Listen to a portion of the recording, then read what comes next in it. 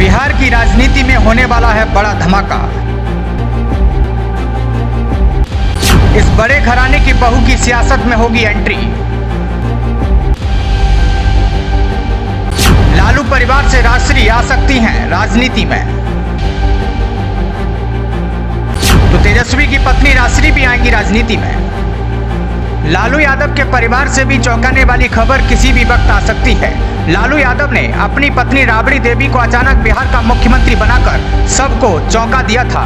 शुरू से ही घर परिवार के कामों तक सीमित रही राबड़ी देवी को आरंभ में सियासत जरूर अटपटी लगी, लेकिन बाद में उन्होंने राजनीति के सारे दांवपेच सीख लिए। अब तो वह किसी भी परिपक्व राजनीतिज्ञ से किसी भी मामले में कम नहीं दिखती।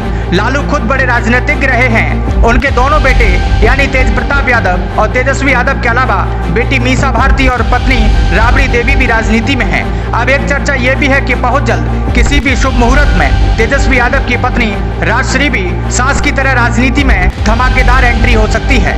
इसके लिए कोई भी समय निर्धारित तो नहीं है, लेकिन लालू परिवार जिस तरह सीबीआई के लफड़े में पड़ा है उसमें किसी अनहोनी की आशंका से इनकार नहीं किया जा सकता।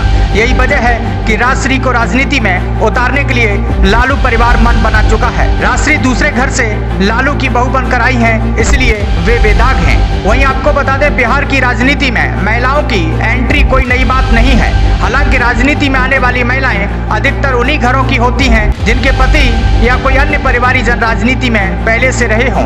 आनंद मोहन सांसद बने तो उनकी पत्नी लवली आनंद को राजनीति में उतार दिया।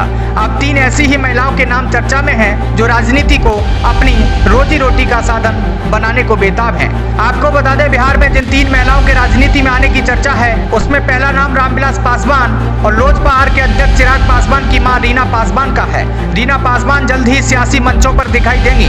चिराग पासवान ने अपनी मां को इसके लिए राजी कर लिया है। रामविलास पासवान के रहते रीना पासवान को कभी राजनीति में ताक झांक करने की जरूरत ही नहीं पड़ी। वह एक कुशल गृहिणी की तरह घर संभालती रहीं। पति के निधन के बाद बेटे चिराग पासवान को वह अकेला नहीं छोड़ना चाहती। उन्हें तकलीफ इस बात की है कि रामविलास पासवान ने जीते जी अपने भाई भतीजे को राजनीति में मुकाम तक पहुंचा दिया, लेकिन दोनों ने उनके बेटे की खाट खड़ी करने में कोई कसर नहीं छोड़ी।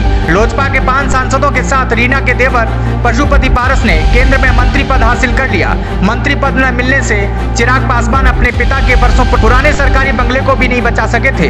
अब रीना पासवान ने राजनीति में उतरने का मन बना लिया। ज्यादा संभावना यह है कि वह अपने पति की पारंपरिक सीट हाजीपुर से ही चुनाव लड़ेंगी।